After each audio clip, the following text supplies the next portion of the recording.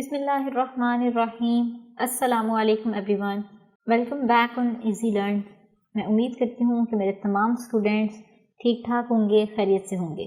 तो चलते हैं आज के लेक्चर की तरफ। और जैसे कि आपको पता है कि हमने अपने प्रीवियस लेक्चर में शॉर्ट क्वेश्चंस को स्टार्ट किया था। 6 शॉर्ट क्वेश्चंस हमने कर लिए थे और आज हम शॉर्ट क्वेश्चंस के सेकेंड पार्ट को डिस्कस करेंगे, जिसमें हम लोग स्टार्ट करने वाले हैं फ्रॉम क्वेश्चन 3.7। सो स्टार्ट करते हैं अपने लेक्चर को। The question is, how can you relate a force with the change of momentum of a body. So ये बेसिकली एक लॉन्ग क्वेश्चन है। सो ये मैंने आपको काफ़ी डिटेल्ड एक्सप्लेन किया था जब हम मोमेंटम का टॉपिक कर रहे थे, ठीक है। अभी मैं आपको शॉर्ट क्वेश्चन के तौर पे ये करवाऊंगी, ठीक है। तो अगर आपको मज़ीद डिटेल्स चाहिए हो तो आप हमारा लेक्चर मोमेंटम वाला प्लेलिस्ट से जाके वॉच कर सकते हैं। क्लियर। सो यहाँ पर शॉर्टली देख लेते हैं इस क्वेश्चन को। Consider a body of mass m moving with an initial velocity vi। अब हमने एक बॉडी कंसिडर किया जिसका मास क्या था m, और जो मूव कर रही है with an initial velocity vi, इसकी इनिशियल वेलोसिटी है। Let the force acts on a body. जब बॉडी पर एक फोर्स लगी तो क्या हुआ, उसमें एक्सेलरेशन जनरेट हुआ। तो the change in velocity of a body, ये एक ऑब्जेक्ट था हमारे पास, ठीक है। तो हमने क्या किया, इस पे जब फोर्स लगाई तो क्या होगा कि इसकी वेलोसिटी चेंज हो जाएगी। पहले इसकी वेलोसिटी इनिशियल थी, तो चेंज होने के बाद क्या हो जाएगा, इसकी वेलोसिटी आ जाएगी फाइनल वेलोसिटी। तो इसमें वेलोसिटी चेंज आ गया तो इसका मतलब क्या हो गया, उसमें एक्सेलरेशन प्रोड्यूस होगी। तो इसकी फाइनल वेलोसिटी vf है, इनिशियल वेलोसिटी vi है, ठीक है। सो हमें क्या करना है, यहाँ पर मोमेंटम के साथ इस चीज का ताल्लुक देखना है, ठीक है। तो होगा यहाँ पर क्या कि हमें पता है कि हमने अपने न्यूटन्स के लॉ से पढ़ा हुआ है कि F is equals to ma, और एक्सेलरेशन किसके इक्वल है ये भी हम अपने पिछले लेक्चर्स में डिस्कस कर चुके हैं, rate of change of velocity. अब यहाँ पर क्योंकि वेलोसिटी में चेंज आ रहा है विद रिस्पेक्ट टू टाइम, तो उसे मेंशन कर लेते हैं। तो क्या आ जाएगा यहाँ पर vf minus vi divided by t। This is the value of acceleration. तो अब हम करेंगे क्या कि यहाँ पर एक्सेलरेशन की ये वाली वैल्यू को रिप्लेस कर देंगे, ठीक है। तो होगा क्या, F is equals to m into V F minus V I divided by T. मैंने सिंपली क्या किया, यहाँ पर एक ही ये वाली वैल्यू रिप्लेस कर दी। तो हम सिंपली मैथ्स को अंदर मल्टीप्लाई कर देंगे तो ये हमारे पास क्या आ जाएगा, M V F minus M V I divided by T. और अब एक और कॉन्सेप्ट यहाँ पर, और वो कॉन्सेप्ट क्या है कि हमने पीछे पढ़ा था मोमेंटम, हम पीछे पढ़ चुके हैं। मोमेंटम का क्या फॉर्मूला होता है हमारे पास, P is equals to product of mass and velocity, ठीक है। और अगर हम बात करें इनिशियल मोमेंटम की, this is the general form of momentum, but अगर किसी बॉडी का हमने इनिशियल मोमेंटम देखना है, so that is equals to M V आई।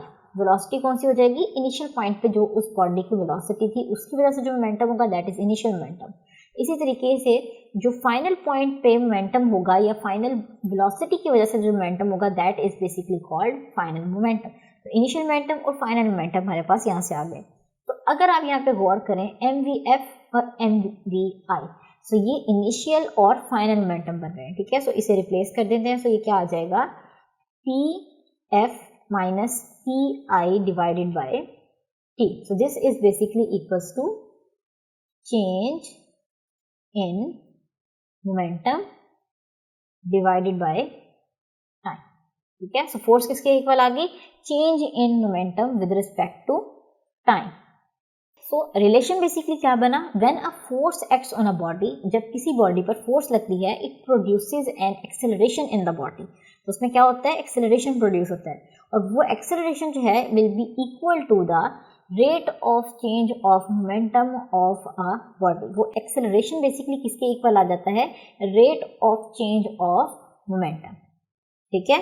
तो चलते हैं अपने नेक्स्ट क्वेश्चन की तरफ। So the next question is, what will be the tension in the rope that is pulled from its end by two opposite forces 100 Newton each। अब क्या है कि यहाँ पर हमारे पास एक स्ट्रिंग है और उसको हमने दोनों एंड्स को 100 न्यूटन की फोर्स लगाई हुई है।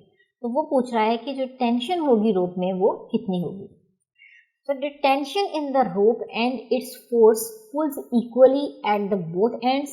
जो रोप है उसको उस पर हमने दोनों एंड से इक्वल फोर्स लगाई हुई है, ठीक है। For example this is a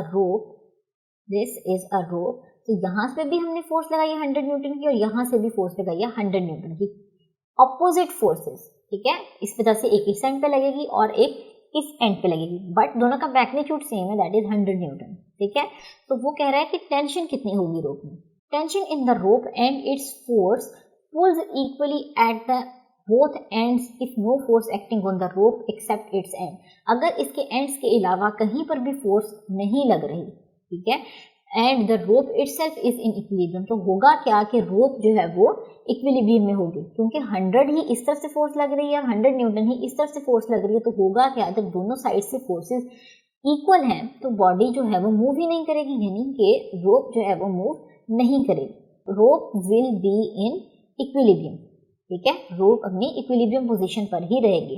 then the tension is the same throughout the rope, but जो टेंशन है इस पूरी रोप में वो सेम रहेगी, क्योंकि बॉडी इक्विलिब्रियम में है, वो मूव नहीं कर रही, तो टेंशन सेम रहेगी, दैट इज 100, ठीक है। तो tension is equals to 100, but overall अगर बॉडी की मोशन देखें तो that is in equilibrium, clear.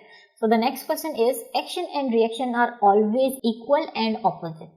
Action और रिएक्शन इक्वल होते हैं बट ऑपोजिट इन डायरेक्शन होते हैं। Then how does a body move, तो फिर बॉडी कैसे मूव कर जाती है, क्योंकि इक्वल है और ऑपोजिट डायरेक्शन में तो इनका इफेक्ट तो कैंसिल हो जाना चाहिए, बट ऐसा नहीं होता।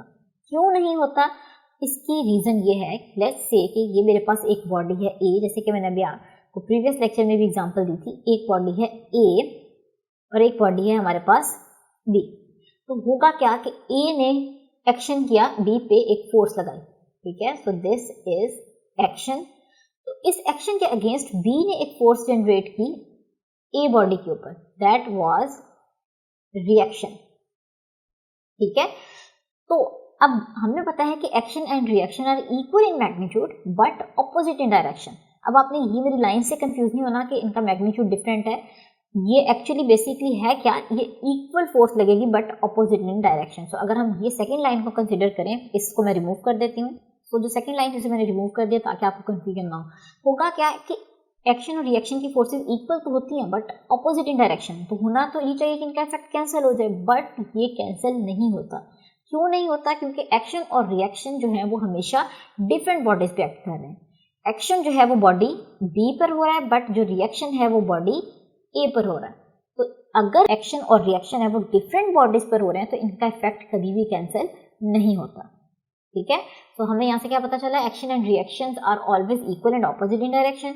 Since this action and reaction forces are acting on different bodies, so its effect will not be cancelled, इनका इफेक्ट कैंसिल नहीं हो रहा। अगर एक ही बॉडी पर ये दोनों फोर्सेस एक्ट कर रही होती तो कैंसिल हो जाना था, बट एक्चुअली में एक्शन और रिएक्शन हमेशा डिफरेंट बॉडीज पे एक्ट करता है, इस वजह से जो बॉडी है वो मूव कर जाती है, ठीक है, इफेक्ट कैंसिल नहीं होता। सो the next question is a horse pushes the cart if the action and reaction are equal and opposite, then how does the cart move। जैसे कि हमने पीछे डिस्कस किया, उससे से रिलेटेड कॉन्सेप्ट है बेसिकली कि वो कह रहा है कि जब हॉर्स होता है उस पे के साथ एक कार्ट अटैच है, तो जब हॉर्स पुश करता है कार्ट को, if the action and reaction are equal and opposite, then how does the cart move. अगर हॉर्स ने कार्ट को खींचा तो रिएक्शन के तौर पे कार्ट ने भी हॉर्स को पीछे की तरफ खींचा, तो action and reaction equal in magnitude हो गए, तो फिर कार्ट कैसे मूव करता है। तो इसका आंसर है the first of all when the horse pulls the cart, जब हॉर्स कार्ट को पुल करता है, the cart exerts an equal but opposite reaction on the horse. Action के बदले में क्या हुआ, रिएक्शन, ठीक है। However there is an other force between the force and the ground. तो होगा क्या कि जब हॉर्स ने मूव करना है, तो उसने मूव करने के लिए अर्थ की सरफेस के ऊपर एक फोर्स लगाई, ठीक है, एक्शन किया, और अर्थ ने भी एक सरफेस रिएक्शन के फोर्स के तौर पर इसको अपोज किया, ठीक है।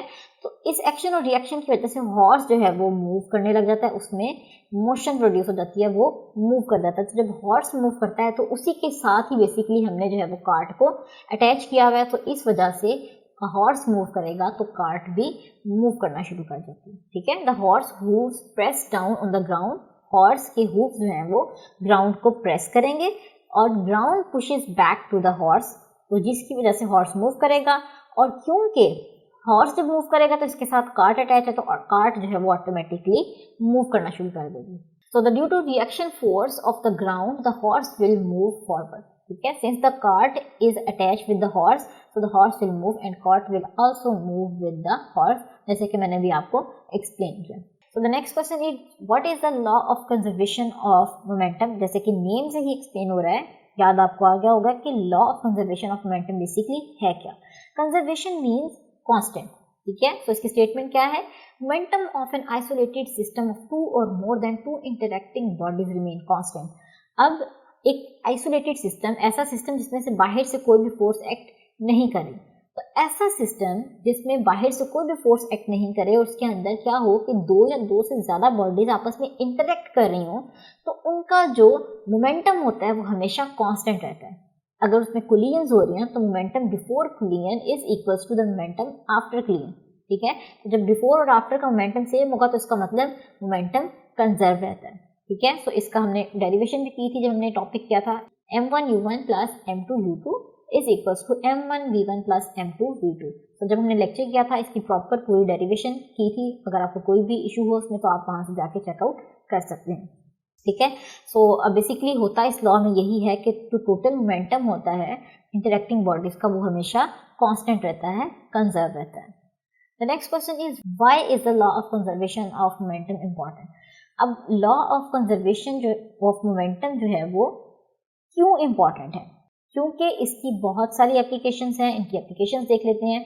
Bye the help of law of conservation of momentum we can find the values of force, acceleration, velocity and mass. कैसे, हमें पता है कि मोमेंटम का क्या फॉर्मूला है, P is equals to mv। So momentum से हम क्या निकाल सकते हैं, मास निकाल सकते हैं, वेलोसिटी निकाल सकते हैं, और वेलोसिटी के थ्रू हम क्या निकाल सकते हैं, एक्सेलरेशन निकाल सकते हैं, ठीक है, और फोर्स की वैल्यू भी निकाल सकते हैं। इस तरीके से मोमेंटम से हमने बहुत सारी डेरिवेशंस की हैं, ठीक है। फोर्स, एक्सेलरेशन, वेलोसिटी, मास, इस लॉ को यूज करते हुए, इस फॉर्मूला को यूज करते हुए, मोमेंटम के कॉन्सेप्ट को यूज करते हुए हमने बहुत सारे डिफरेंट नए कॉन्सेप्ट्स को बिल्ड किया। तो इसलिए मोमेंटम बहुत जरूरी है। तो हमने इसका फॉर्मूला भी ड्राइव किया था, क्या था, mv plus mv is equals to 0। Law of conservation of momentum हमने इसको डिराइव भी किया था। और law of conservation of momentum कहाँ कहाँ एप्लीकेबल है, it is applicable on all the objects in the universe. इसकी एग्जांपल्स क्या हैं कि जब एक रॉकेट है कि उसके अंदर डिफरेंट गैसेस होती हैं, तो जब वो बर्न करती हैं तो एक्शन जनरेट होता है, उस एक्शन को, उस मोमेंटम को कंजर्व करने के लिए रॉकेट अपवर्ड मूव कर जाता है, ठीक है।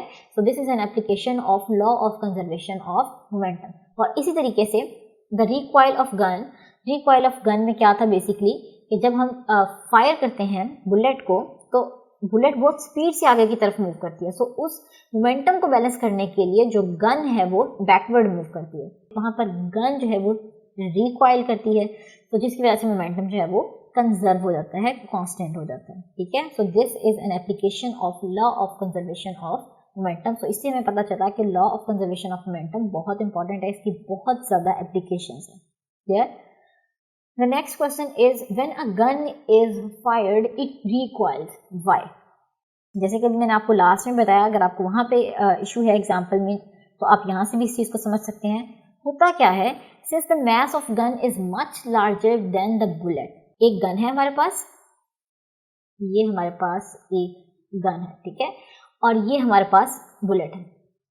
तो होता क्या है कि आपको यहां से खुद भी पता चल रहा होगा कि अगर हम इसके मास को देखें और इसके मास को देखें तो गन का mass is much larger as compare to the mass of bullet. तो जब हम इसको फायर करते हैं तो बुलेट की वेलोसिटी इंक्रीज हो जाती है, काफी ज्यादा इंक्रीज हो जाती है। तो हमें पता है कि मोमेंटम बिफोर और आफ्टर के केस में हमेशा सेम होना चाहिए। तो मोमेंटम को कंजर्व करने के लिए, बैलेंस करने के लिए गन जो है वो बैकवर्ड मूव कर जाती है, ठीक है।